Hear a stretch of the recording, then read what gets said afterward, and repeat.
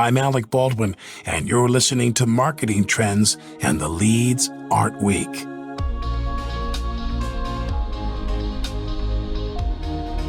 There are certain holiday traditions that just hit differently. From the old school Macy's Thanksgiving Day Parade to the new school release of the Starbucks Holiday Cups, these time-honored rituals have become synonymous with holiday seasons. But what happens when one of those customary activities is forced to undergo a swift change? That happened when UNICEF's annual Halloween boxes went from the hands of kids to the laptops of corporations. One of the byproducts of being forced into a virtual trick-or-treat experience is we were able to actually personalize it for some of our corporate partners. So they could brand it. They could put their names on it. They could raise money for the thing that they were most passionate about. I mean, it really gave us a chance to extend beyond just the youth audience into a bit of an older audience, some of our major donors, corporate partners, global cause partners. So it did also give us an opportunity to get a glimpse into what this could be if it was expanded beyond just schools. That's the voice of Shelley Diamond, the CMO of UNICEF USA. And for decades, trick-or-treating was one of the main ways that the nonprofit connected with individuals. Shelley joined Marketing Trends to discuss how UNICEF spun its popular trick-or-treating event into something new and memorable for both adults and children. Plus, she explains the lens through which her team views digital advertising and why UNICEF's mission is rooted in the brand. Enjoy this episode. Marketing Trends Podcast is brought to you by Salesforce. We bring marketing and engagement together. Learn more at salesforce.com/marketing.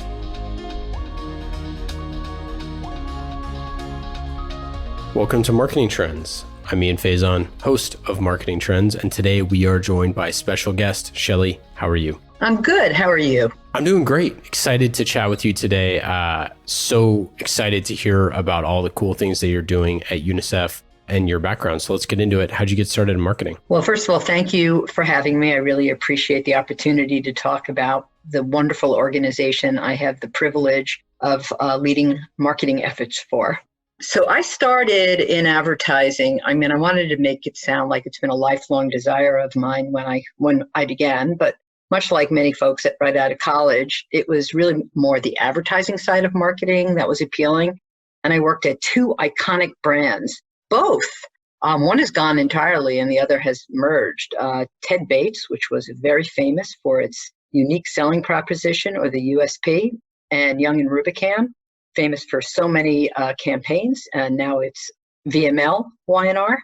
So the world that I joined back then and the world of today are quite different. But honestly, it just seemed like a really cool job.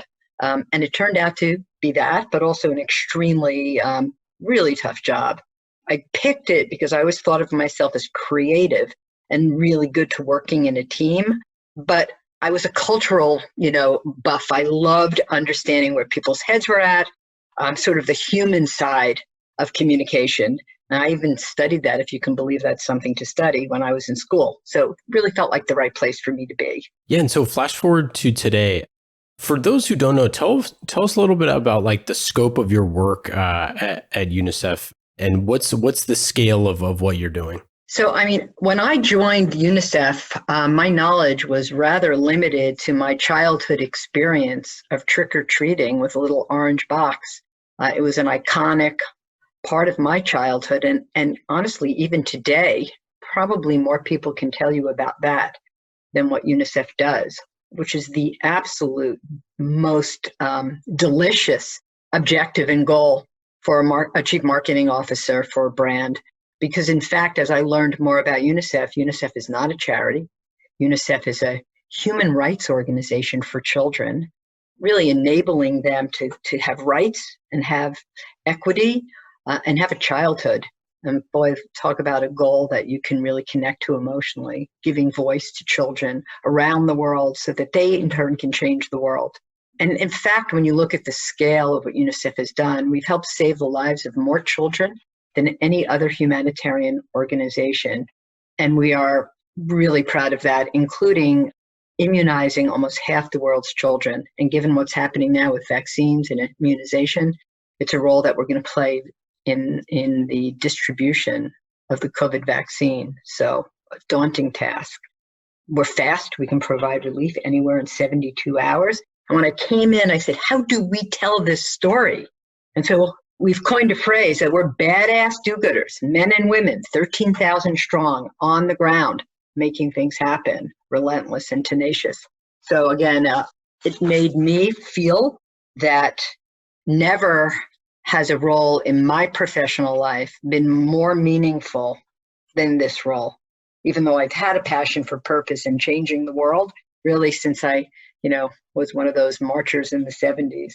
So it sort of brings me full circle. Indeed. I mean, what an incredible responsibility to do that and to have that. I mean, and it really shows the power of marketing. So what does the marketing org look like? What do you focus on day to day? Yeah, so my focus is really on several things. Our organization supports the entirety of UNICEF USA.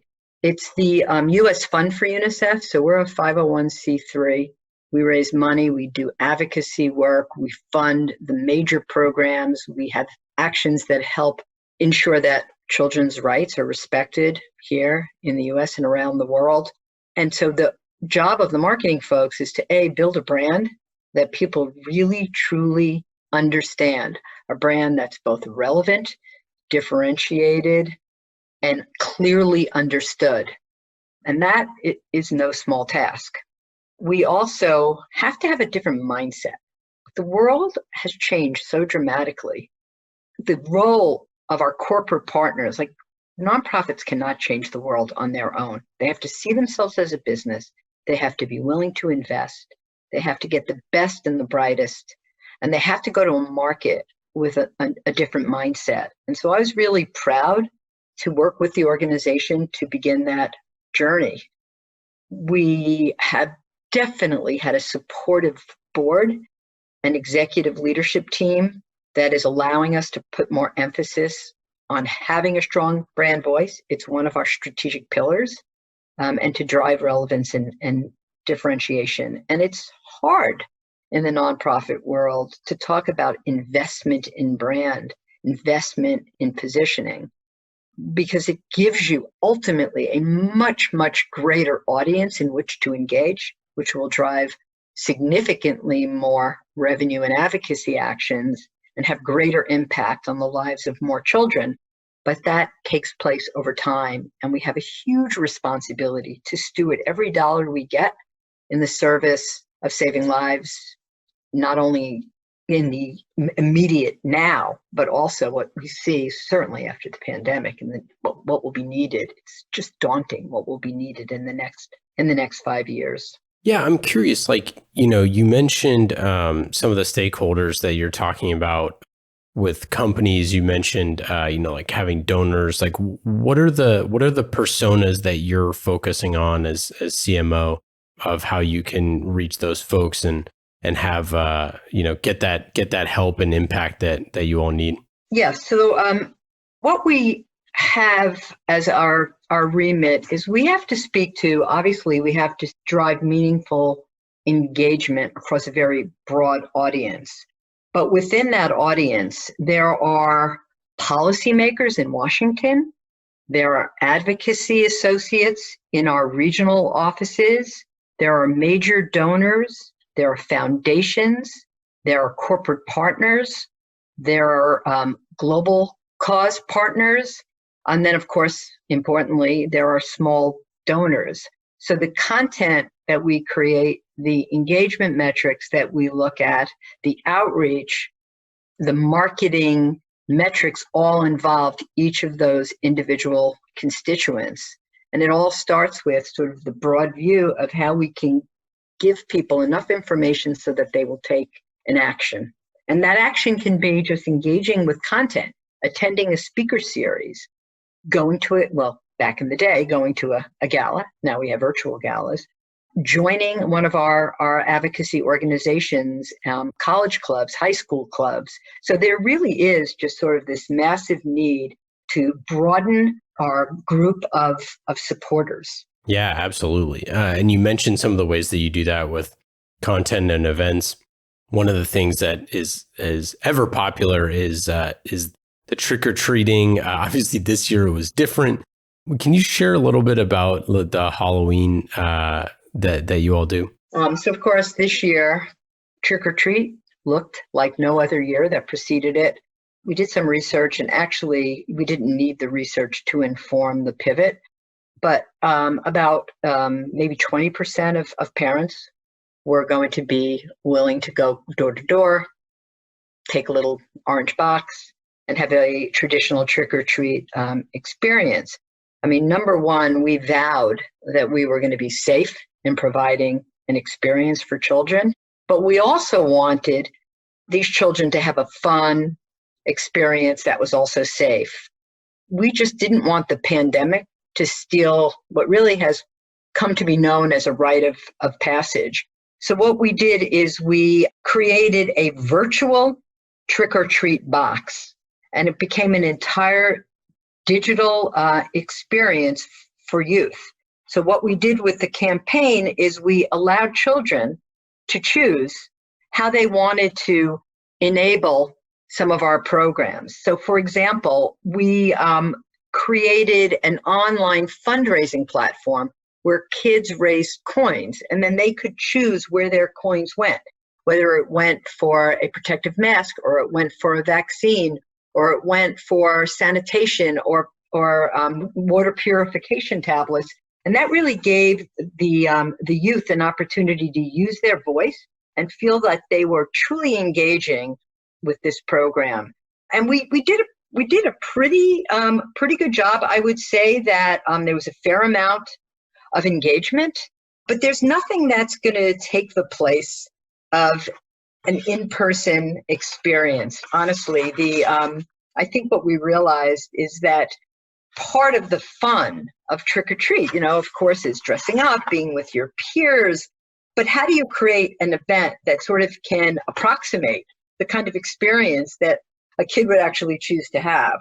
So we provided games, we gave them tips on how to create their own Zoom parties, how they could engage with their friends and family. And again, we got a lot of kids who interacted with this platform, a lot of parents and caregivers and teachers. So I think that we'll always keep now, as we move forward, some virtualness to our trick or treat, but we'll always have front and center sort of be that physical experience. Yeah, it really makes you realize how important the physical nature of those things are when everything is digital, right? You need that. I think Halloween was kind of the first thing, I think, this year that was like, after so long of kind of being in shelter in place or kind of working through a lot of the, different kind of difficulties of this crazy year, where it was like, yeah, surely Halloween can't be canceled, right? Like this is something that, but then you look at just how to do it safely and trying to figure out all that stuff. And obviously you get a lot of innovation there, but it was cool to see, you all try to say like, what is the essence of this and how can we still make a difference? Because it is one of, kids' favorite days of the year. And we have to make sure that those sort of things get protected. I mean, one of the byproducts of being forced into a virtual trick-or-treat experience is we were able to actually personalize it for some of our corporate partners. So they could brand it, they could put their names on it. They could raise money for the thing that they were most passionate about. I mean, it really gave us a chance to extend beyond just the youth audience into a bit of an older audience, some of our major donors, corporate partners, global cause partners.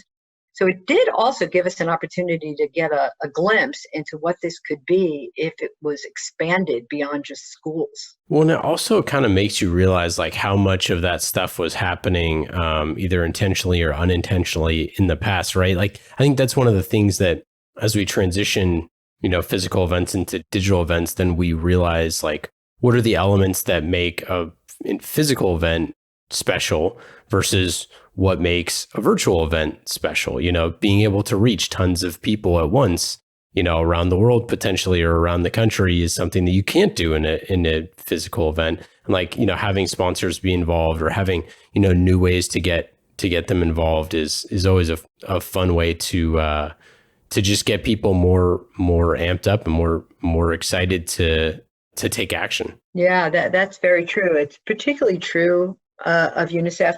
Probably one of the things that we do best is bring the folks that support us into the field. I mean, they go to the most, remote and sometimes dangerous locations in the world. And to be able to visit places now like South Sudan or Afghanistan, even before the pandemic, was always a little iffy, but now they can go anywhere. And we are creating these very customized virtual events where people can see in real time what's happening in some of the country offices in which we do the most work. And even our galas, right, have been, most nonprofits have transformed them into a virtual event. But where we see an opportunity as we move forward and we move out of the terrible pandemic that we're all experiencing is providing a physical component to a virtual event. Receiving something in the mail, for example, that you open at the moment where the virtual event begins. And so there's a bit of intrigue. You still get some of the fun stuff. It's delivered to your house. It's an experience that's very elite, if you will. And I hate to use that word, but when people attend a gala, they want to be treated in a particular way. And it allows you to do that. So I can't imagine in the world of technology what's going to be next in sort of this hybrid physical virtual space. Well, I think, a lot of times in the past, we had the big event with the slideshow, right? Of like, hey, this is the impact that we created. These are photos or maybe some videos of like what we did or what we saw or what's happening out there. It's a very different thing to take someone there. It's a very different thing to say, hey, we can take X amount of people to these places so you really understand what's happening on the ground. And then it's something else entirely to say like, oh no, we can take you there right now. Like it's very, it's very sobering to see the reality of what's going on in a lot of places throughout the world and like realizing that, you or your organization has a power to make a difference. I think that's the sort of stuff that I think for a lot of people, they didn't necessarily, the just going once a year to the kind of event and seeing the slideshow versus kind of having it be a little bit more, front and center to understand the need of what's going on. Yeah, no, it's true. And we've, I think, made it even more immersive in the sense that we accompany someone who is taking us into this country who can answer questions in real time. So you have a sense that it's not, as you said, a slideshow, right? It's a dialogue. I can interact with the person who's actually running that program. That person can bring the camera and show me kids who are washing their hands with soap and water, which sounds like a small thing, but it's a massive life changer. And in some cultures, it's not something people, traditionally do, where we may wash our hands before we have a meal. That's not even a possibility. But now people are, through education and communication, which is a large part of what UNICEF does, and as a trusted source of information, knowing the importance of soap and water and how it saves lives, then going into a country where you see a little girl who takes you into where she lives with her family and explains how she, the voice of a child, love it, make sure that her mother and her father and her little brother always wash their hands, always keep their distance, wear their masks, and it just fills you with such optimism. Yeah, it's incredible. And some of the regions that you see some of, that you all are in, I mean, you're in tons of different countries. How do you kind of, continue connecting people in the US to those other places? Because it seems like that disconnect and that awareness, like giving people a place that they can either share content or donate or do different things. Like, how do you kind of make those two things connect through your digital campaigns? Yeah, so, well, that is critical. I will say one thing that has been sort of different for us is we are very much, as a country, very focused on what's happening domestically. Of course, you can imagine that to be true. And we have not had a domestic presence in the US. And we are working on actually doing that right now today. But we do actually have a role to play in the dissemination of reliable and trustworthy information on things that parents, caregivers, and teachers really care about. And so we are providing information both on our website and through our social channels, and with publishers who engage with these audiences. We use, I would say, for the most part, all of the channels that we use are in fact digital, from email to digital display to search to online targeted video content. We direct marketing, paid social, even our direct marketing, there's a digital component to it. Paid social, YouTube, podcasts that we're doing now. So it is very much a digital journey. And the idea is to use both our earned and our paid media to provide meaningful engagement, informed by the work that we do around the world. So if you think about education as an example, helping parents with resources and kid-friendly content, that's what they need actually here in the US. So it's actually been really helpful to start talking about things that really matter here. And when people engage with us here, what they do when we ask for a donation for a kid who's experiencing this in Syria is they feel empathy to that because they're going through it themselves. And they also feel that the work that we're doing has great impact and efficacy. And so it has actually accelerated and amplified some of the response that we get from our supporters. The same holds true with psychosocial support. Look what's happening to all of us, but particularly children, and the impact of this world and what's happening to them on psychosocial issues. Again, we have a great deal of expertise, so we can help provide guidance and resources to help parents know how to speak to their children and caregivers and teachers. And of course, as I said before, being a trusted voice and source of information in a world of misinformation, or certainly in a world that is very skeptical of the information they get, that's a real place and a real meaningful role, that we can play. And so from a marketing perspective, the technology that we use is, and we talked about audience, is in service of an audience who has shown a preference for this information and whom we can then provide the kind of content that's personally interesting and relevant to them. You talk technology. What sort of things are you looking at from a technology perspective to increase the impact within these audiences in your campaigns? Okay, so we are in the process of integrating Salesforce Marketing Cloud. We've been using Google 360 for the last couple of years. So I would say actually one of our competitive advantages is that we have probably, at least within our peer group, I would say this with no humility, so I could be wrong about this, but I think we are really completely at the forefront in using all of the tools available to us so that we can be smarter about our audience and what they need and what they care about and how to engage with them.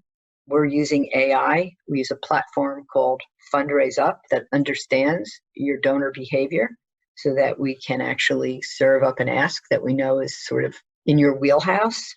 And I think another thing that we've done really well is understand the interconnections between all of the channels, because each channel individually has its strengths and weaknesses, but the magic happens when you understand that journey, that intersection between the person who sees something, right, that's being covered in broadcast media, which is really tough to get these days. Totally. Because as you know, there's 24/7 coverage of the same two topics, and anything that doesn't have a connection to one of those two topics doesn't get a lot of airtime. But in a typical world, if there is such thing, we would be using our earned media, I would say, and often that is the lead content, right? We talk about something that's happening in Syria or in Afghanistan or in Malawi or in, fill in the blank. And we then know what people's response to that is. We watch their search behavior. We do a lot with paid search. We know how to follow up with them. We know what they're interested when they arrive at our website. They're served up the content that they've showed interest in. And after they've consumed the content, we respectfully retarget them. But we've understood now that there's a reality that people don't convert on the same timelines as they had in the past. When we run our brand campaign, we are doing things that are not just sort of focused around fundraising, but around, in many ways, just appreciating all the support that we have gotten from our supporters this year. A really, really, a really tough year for them. So I feel like, that we're really starting with an audience first point of view, understanding how our content connects, understanding the cultural context in which we operate, and importantly, always testing and learning, right? If something's working, we lean into it. If it's not, we watch it and try to understand why it isn't. Using real-time marketing, data, analytics, we measure sentiment. And again, we're looking across all of the consumer journey, across the integrated experience. Yeah, so I'm curious, you mentioned how kind of your brand plays into this like kind of holistic journey. It's not just like a traditional funnel that it's just, awareness, interest, desire, action anymore, that it's constant, it's ongoing. It's kind of that 360 thing. And that's cool to see that you're using, Salesforce marketing. Shout out to them, sponsor of this show. Oh, there you go. Yeah, and they've been great. Yeah. I mean, it's not for the faint at heart. I will say, you tell the organization, we're going to have all this great MarTech, and that no one really understands that there's going to be a massive shift in how we have to behave as an organization when we start thinking more fully about the supporter experience. I just want to add to that. We're also doing more around e-commerce, which I think is interesting because we have a whole channel around inspired gifts and UNICEF Market, and there's a behavioral acceleration of online buying, and we're taking advantage of it. Again, meeting people where they are. Well, yeah, and it just seems like that you have a much more holistic approach than kind of like the traditional kind of brand play, kind of, I don't want to say old school marketing, but the, less digital stuff. How do you look at brand marketing with regards to digital? Well, I would say that digital is the distribution mechanism, right? Digital is the insight. It's not even the insights. It's the data and analytics piece. The key channels and the way we look at them is storytelling, right? So that you have a story to tell, and our broader stories. By the way, the storytelling, I mean, everyone says this. In our case, it really is true. We need to tell a compelling story, and we need to tell it at the right time in the right place to build that emotional connection. So we build our brand campaign around our workers, around their determination, around their resilience. And when people engage with that content, we are very mindful that some of these people are engaging with us for the first time. And so we carefully steward them through their journey to ensure that what we're giving them and what we're deploying delivers a personalized experience, for that individual, using the data to identify their interests and their preferences. Because our brand campaign is broad. We'll speak about education. We'll speak about health, particularly at this moment in time, vaccines. We'll talk about nutrition, and people care very deeply about malnutrition. We'll talk about education, and people engage in the topics in which they have passion and they're interested in, and then we can sort of retarget them through display, through email. We can capture them through search. We can drive them to our web and our campaign pages so they can get more information on the things that they're interested in. So I think we've done a really good job by focusing on delivering a superior supporter-centric journey and framework, and putting customer at the center. And you talked about, MarTech, that is sort of the pitch from Salesforce, and we're in early days. But back to brand, we use digital in our broad-based media as well. So digital television, right? OTT, that is a big part of our television plan, or connected television, online video. As I said before, working in partnership with publishers, because we understand these partnerships, let's say with the New York Times or Vice Media, those are things that we know that our supporters those are information sources. So, we are appearing where we know their passions are, and that's all informed by what we know about them through all of our MarTech efforts. Well, I wanted to ask you about just like the number of like the sheer volume of, problems that you all are tackling and how you think about segmenting and personalization, because, between, child mortality or child migration or nutrition, education, child protection, like gender equality. I mean, there's just so many different things within all of that. And for our listeners, you can go to data.unicef.org and see they just have tons and tons of information about this. But it just seems like it's so much stuff. It's so much, very rich information to get out, not only just like to share with people who want to take action, but just to the people themselves.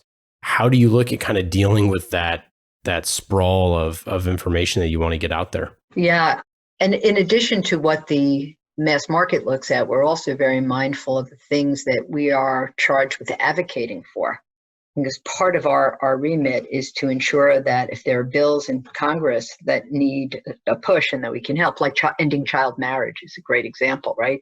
We do things through the lens. That may not be the most resonant fundraising moment, but we absolutely, by rallying the American public to take an action, is going to have a massive impact on changing policies that will protect children. So we put that programmatic lens, that humanitarian child rights lens on what we do. And if we see that people are responding to it, we lean into it. If we see that, for whatever reason, this isn't resonating, then we move on to something else that is. So, and again, things elicit different responses for different reasons. So ending child marriage is an advocacy ask. Vaccines is really about addressing misinformation.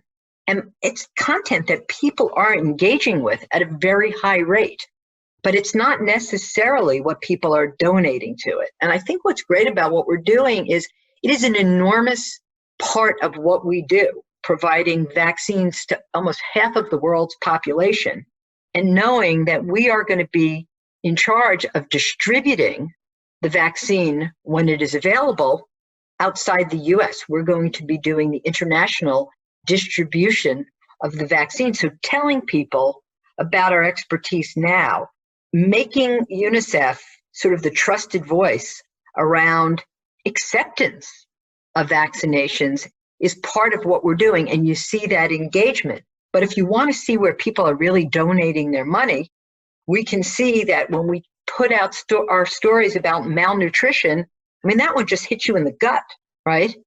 And there is so much that UNICEF is doing. And so that one might have more traction versus one around vaccines. But it's not to say it's any more or less important. It just plays a different role in our strategic plan. I would add one other thing, too, is understanding the cultural moment. So obviously, vaccines, right? It's in the moment.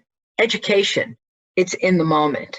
And we have a really important role to play in both those areas. And so we're playing our part. We're doing the right thing. That's the brand bit. But we're also understanding the engagement and driving people who have shown preference or have taken an action to a set of messaging that is consistent with their interests. And I think that shows respect. That shows my supporter that I care about what you care about. I don't just need you to care about what I care about. I don't want to denigrate what's happening with, what happened with all of the emailing and digital fundraising during the election. But sometimes I felt, as a diehard supporter of a party, I'm not going to say which one, but you got overwhelmed by what felt like a fairly disintegrated group of emails that came at you fast and furiously. Oh my! And the text messaging and the calling and it was relentless, right? And also in places that are like, I don't live in this city or state and I never have. Well, what list am I on? Or if one more text comes in saying, hey, John, we haven't heard from you lately. It's like, okay. Oh, they haven't heard from Nathaniel in forever. I'm like, I'm not Nathaniel. Exactly. So I do think that while again, they've had tremendous results, and hats off, amazing amount of money raised through $5 and $10 donations. But I think we are trying to have more of a relationship with our donor. The election is a point in time, and we're in it for the long haul.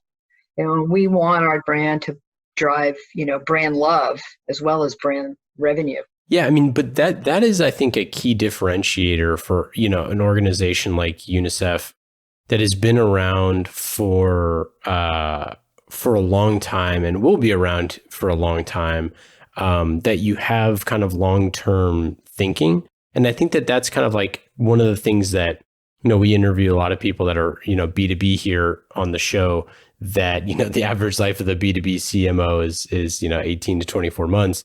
And you're worried about, next quarter, right? But for you, it's like, I'm sure you would love it if, Hillary and Aaron and I all donated today. But what you really want is for us to be involved for life, right? And it's just a different message. It's a different way of engaging if you take a long-term approach. You know what? I have to record you because that's exactly right. You just think over the next 5 years, just catching up on some of the setbacks that are going to occur for children all around the world, around nutrition, around education. The need for a true advocate, for someone who is emotionally invested in the UNICEF mission, has never been greater. And so what we don't want to do is we don't want to show disregard or disrespect by making you feel like a bank. Yeah, totally. And there's a lot of people who can't, participate in that way. But I think, as we look at, you just want to talk about earned media. Well, it's like, people sharing with their networks or their communities or their companies. One person can now share a message with, on a Slack channel with 100 people, or in a group text message thread with 20 people, or, share on Facebook or LinkedIn. Like, that's the other thing about this is like, people aren't just, a dollar bill donation anymore, that there's ways to scale communication. And you kind of have to view them as that as well, that there's ways to earn a share of conversation. Right. It's something we sort of kept in mind as we thought about this year's end of year campaign, that people have been through so much, and putting sort of that front and center into how we speak to people. Our new strategy was really about not only our unwavering persistence and our badass do-gooderness on the ground, but it was also about being optimistic, having faith that together we can make a difference, that every small step we each individually take has a massive impact if we just all do it together, because people are so desperately looking for hope and for optimism. And that's another place where data comes in. But we actually, beyond the marketing data, our data team is putting together impact data on how have our policies impacted a change of mind in Washington? How does the money impact children in the countries in which we are funding these huge programs? People want to know that their money is having impact, that their actions are meaningful, that it's a small step in making, massive changes in the world for the better. And so I do believe that what you said is got to be front and center. Understand, right, that if you're thinking about where your audience's head is, and you're talking to them without thinking about that, then you are so tone deaf.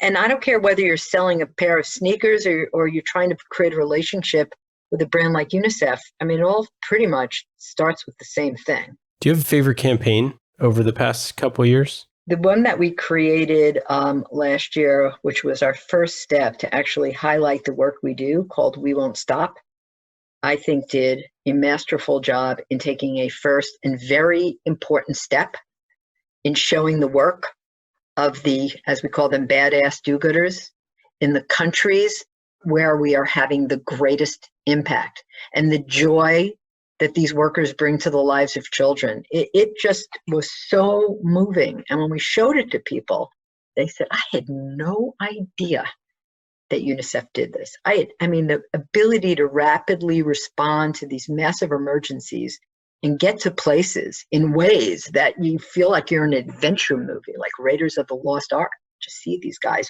forging rivers, flying helicopters into northern Nigeria to help mothers safely give birth to children. I mean, that's what UNICEF does. It's like incredible. And so I am so proud to be able to have at least spearheaded the first campaign to do that. And it was really part of a global campaign. UNICEF USA is obviously there supporting UNICEF's mission. And we actually created this film together.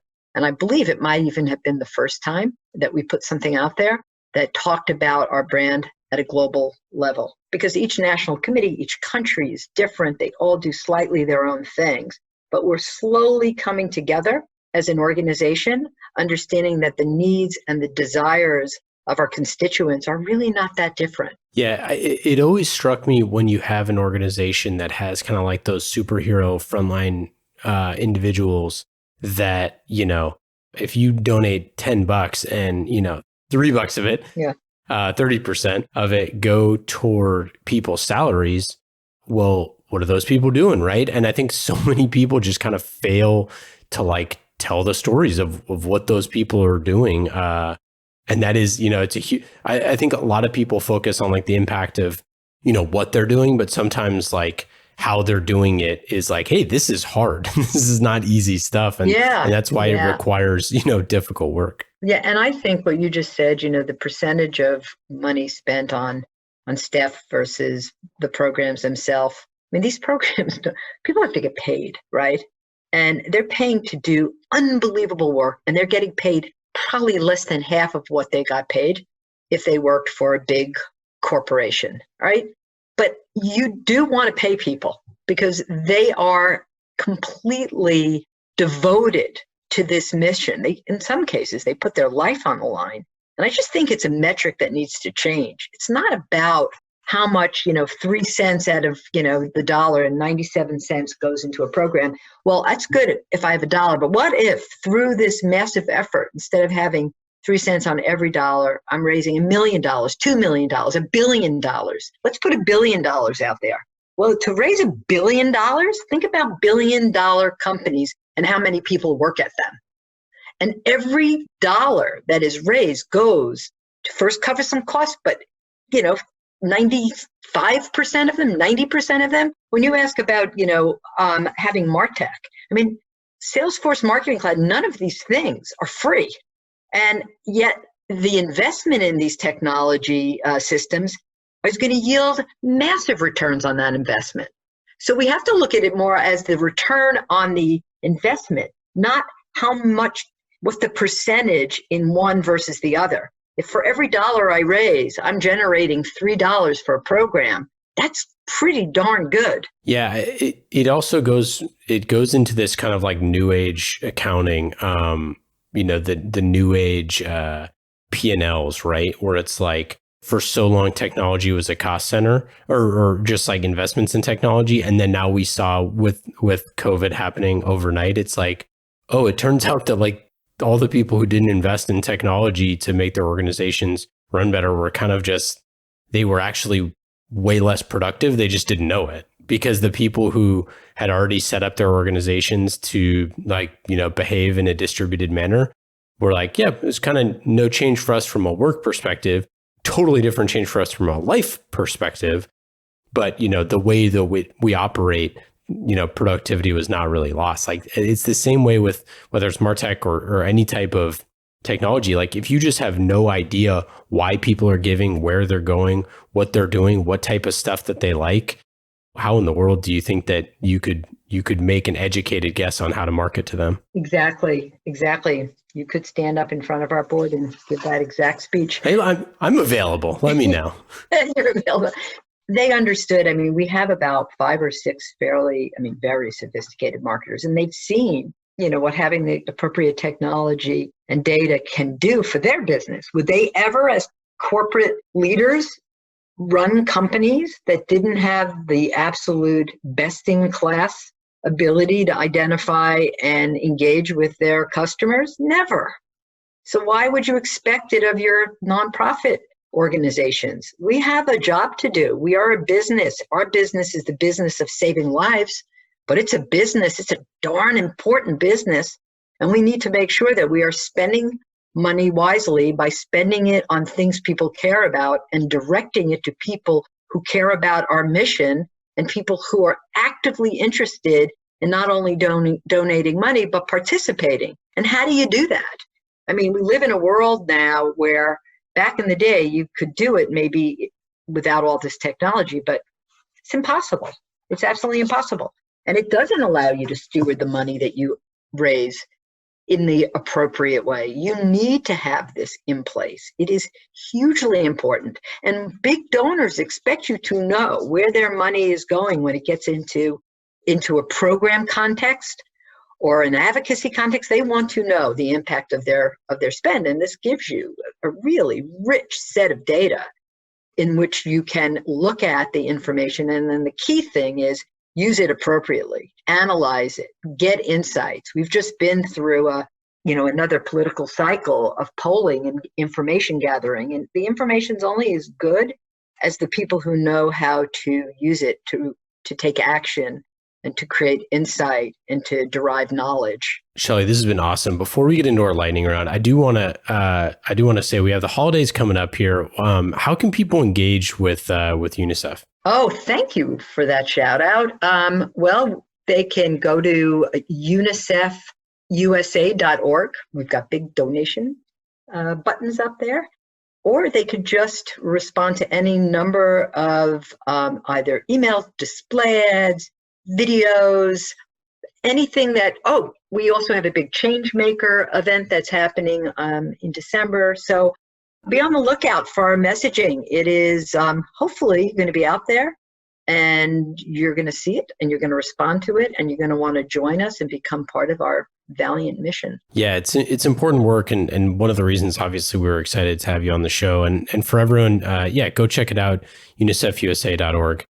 And it's just amazing work at the front lines. And you can just look at all of the different really important things that they're working on. Check it out. And I promise you'll donate by the end of the year, I'm sure. And understanding that maybe it'll be January when the vaccine is ready to go, we're going to be there. I think we are stockpiling like literally 1 billion syringes and getting cold chain storage ready to transport the vaccines. I mean, things are underway massively to get ready. So when this is ready, we're ready to go. Warp speed. Incredible. Let's get into our lightning round. These questions are fast and easy, just like marketing with Salesforce. You know that. I've been talking about them today already. We love Salesforce. They were with us since the very first episode of Marketing Trends. You can go to salesforce.com/marketing to learn more. Lightning round questions. Shelley, are you ready? Uh-oh. Okay. I hope I can answer them. Prior to this year, what is your favorite, or even this year, what is your favorite treat when you go trick-or-treating? Ooh, that is a tough one. I would have to say M&Ms. They come in the little packages. I can share them. And I don't feel so guilty eating massive numbers of those little packets. If you weren't a CMO, if you weren't in marketing at all, what do you think you'd be doing? I like to be a teacher. I think that it would be so much fun to actually stand in front of a group of individuals that would have to listen to me, who I could give homework to, and then I get to market. I was just going to say, it sounds like you're already doing that. What would be your best advice for a first-time CMO? Well, don't believe all the press that CMOs only last 2 years. I think people are reluctant, but the fact is just get the culture of the company you're joining, right? Don't start your career by swimming upstream. Get in there with those folks, understand where their heads are at, and build it together.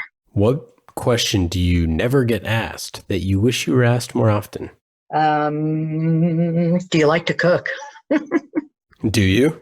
No, I firmly believe in ordering in everything. As a mother of 3, that's what kept my family going. I love it. Shelley, thanks so much for joining. Any final thoughts, anything to plug? Obviously, everyone check out UNICEF. This has been an absolute pleasure. You really made me think a lot. And so I got a lot out of it as well. And thank you. You made me think a lot, which is great for me. Thanks again. Take care. Marketing Trends Podcast is brought to you by Salesforce. Discover marketing built on the world's #1 CRM, Salesforce. Put your customer at the center of every interaction. Automate engagement with each customer and build your marketing strategy around the entire customer journey. Salesforce. We bring marketing and engagement together. Learn more at salesforce.com/marketing.